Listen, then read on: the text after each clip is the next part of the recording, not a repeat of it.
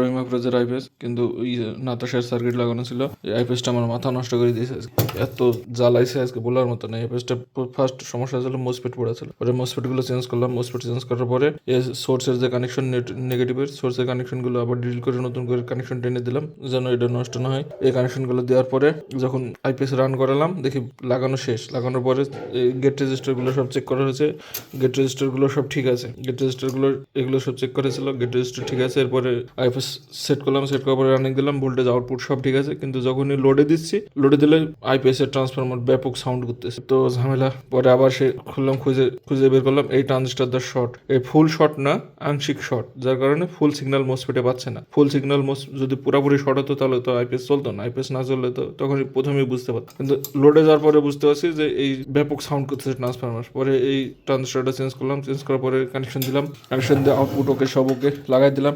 এবার charging check করবো, charge আর নেন, কোনোভাবেই চার্জ নেন। পরে এখানকার পিসি আইসি যেটা আছে, এই আইসিটা খুললাম, খোলার পরে চেক করার পরে না, আইসি ঠিক আছে কিন্তু আউটপুট হয় না। পরে খুঁজে বের করলাম রিলে অন হয়ে আছে, রিলে সবসময় অন হয়ে থাকার কারণে চলে না। পরে বের করলাম যে এই রিলের যে ড্রাইভার ট্রানজিস্টার,